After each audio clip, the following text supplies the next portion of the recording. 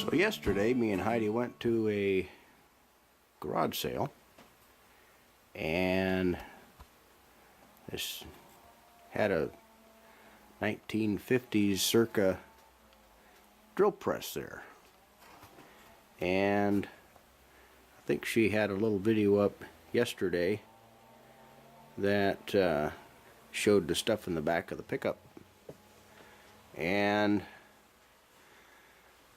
I've got this and I'm gonna refinish it. And I think the biggest sin for this thing is it hasn't been used much. You can tell by some of the operations on this thing. Everything's really tight.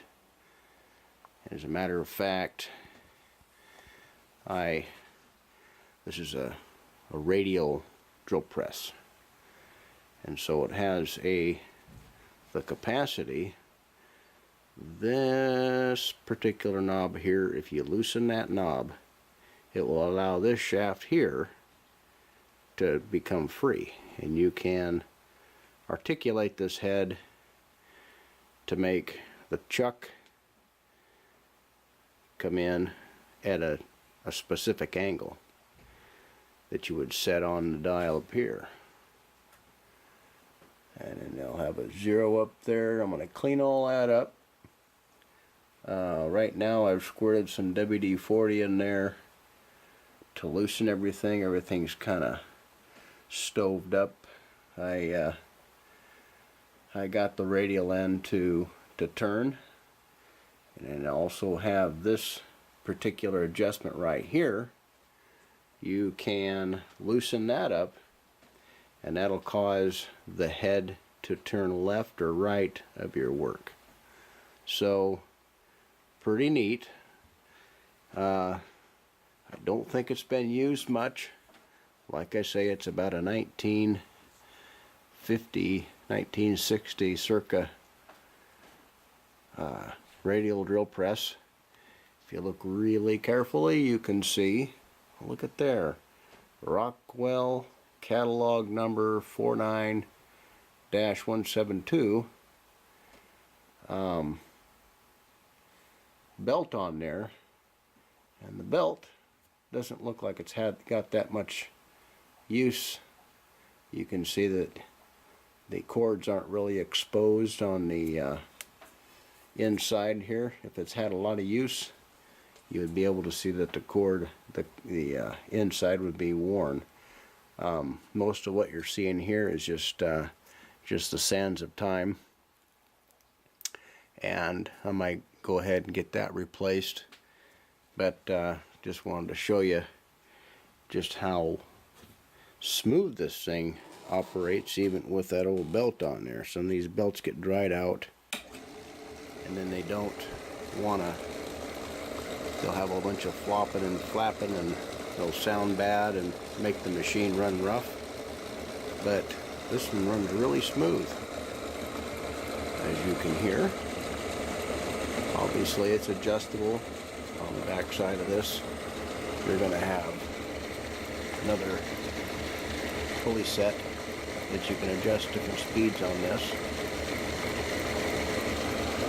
All the bearings are really sound in it, so with a little TLC and cleanup, we'll have it running like new. That's the other little feature I wanted to show you on this thing, was the depth gauge. It has a little depth adjustment for it. See, you can adjust this down or up to where you can have this thing come to a known stop. If you're doing a lot of machine work, you can have that stop at a certain depth to your work, so your holes only go so deep. And there's also the adjustment for the table, which is right here, where you can adjust the height of the table. Now obviously, this particle board top that comes with it, I think probably standard and stock. This country around here has a lot of humid weather conditions, so things don't fare well after a while, especially particle board. So it's got a cast iron table underneath that you can mount any top to it you want. You can get yourself a little miter milling type vise you put on there. Actually have a larger floor press, but I just couldn't pass this up for 10 bucks. So looking on the internet, I think it was before Rockwell Delta. I think it was Rockwell first. Or was it Rockwell Delta first? I can't recall. As far as I could tell, it's 11. The series number is 11-280 with a serial number of ER9836. And looking at this style shroud on here, all the 1950s, 1960s styles had this particular front on them, but actually in pretty good shape. So, well, I'm just detailing this thing a little bit. This old drill press, I soaked it with a little bit of WD-40. I just keep working this in with the nylon brush here and brushing all the years worth of grease that might have been settled up in here, and dirt and a little bit of rust and whatnot. I'm actually polishing this mechanism here. This is a lock to lock down the shaft. I'll lubricate all this stuff up and get it to work good. This rolls up and down a little bit slower than it should. So I got a little bit of work to do to make all this stuff operate like new. I think this thing's biggest sin was to just sit around.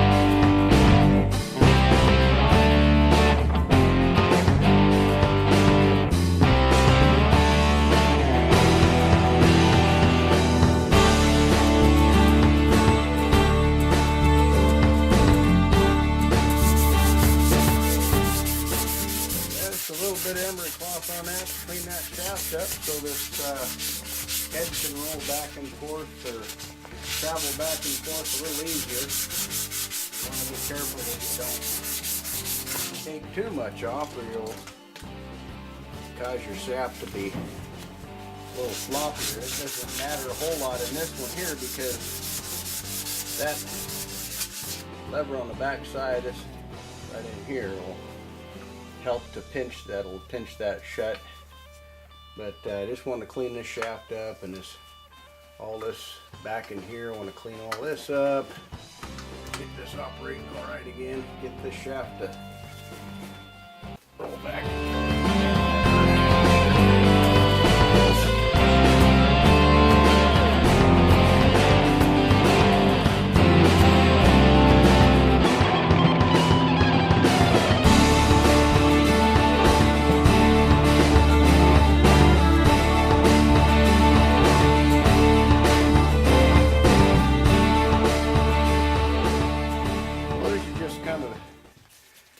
To show you that you don't have to spend a fortune for tools if you're patient. You can wait until the deals come along. This is a lock for the 90 right here. I clean that up a little bit to get that to operate really well. But yeah, if you're patient enough, you can wait for the tools you want to get. You don't have to spend a fortune on them.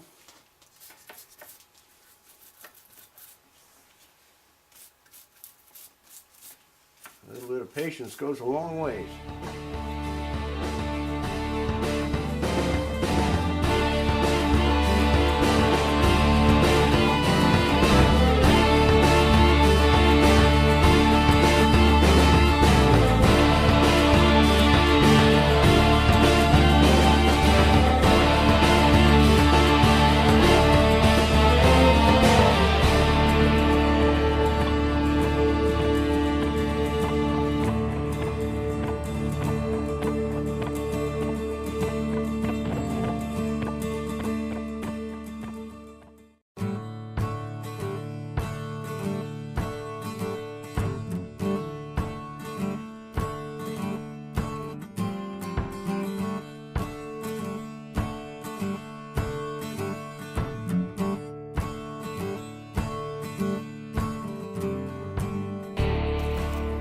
can see, I cleaned up the exposed areas here. I used a 390 grit, 320 grit emery cloth and polished all the rust, or most of the rust, off of there. It's nice and smooth now. I was careful not to get too close to the edge with the pad, but you always come over just a little bit, but I'm always trying to be cognizant of not rounding that off. And then up here I got the table, and it's all clean. The shaft here is it looks bad, but I went ahead and polished it a little bit, and what I'll do is I'll put some 90 grit or 90 SAE 90 weight motor oil, and I'll just kind of rub it on there just to protect it. Again, we get a lot of humidity around here, so I want to just keep it from rusting. Give this old grill a nice place to live. But she cleaned it pretty nice.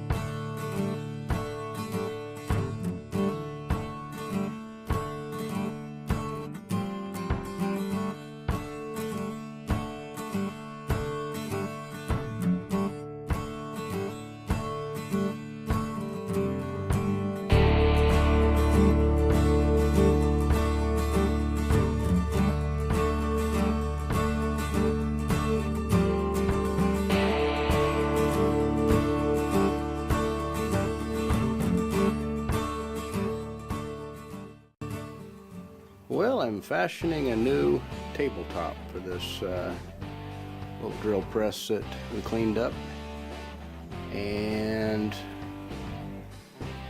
I wanted to show you this old switch here. This thing's made out of porcelain or something. It's a real tough old switch. I got the power off right now, so. Man, it's a heavy duty sucker. Anyways, I'll clean this all up, and then I'll mount it back onto the right in here where I got these two bolt holes. I'll take and I'll clean all this up when this all dries.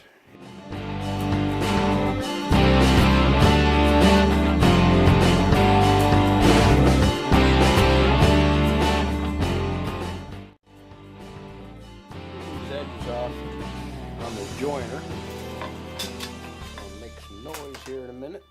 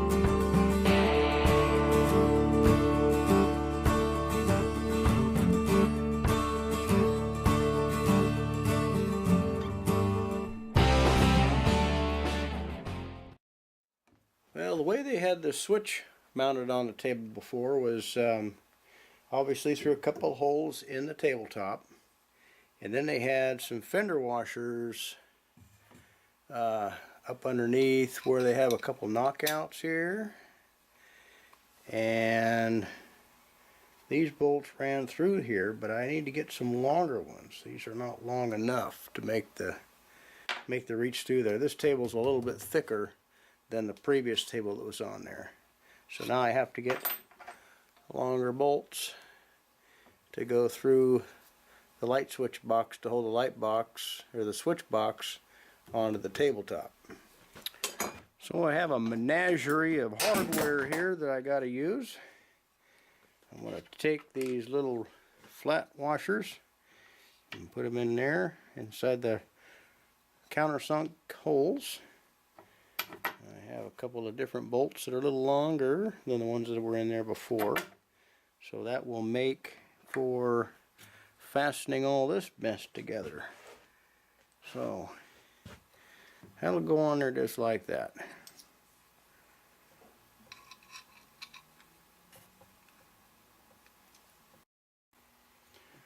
Well, we got the switch mounted. It was a little bit tricky getting all that together. You had to have about 3 little tiny fingers, 3 hands to get all that together, but I figured it out with putting a clamp on here, and ended up not using the washers in there because the bolts are just a little bit too short, but I was able to manage to get all it put together, and finally she's all together and it works just perfect. So yeah, everything works fine on this. Slides back and forth easy enough, and it articulates. And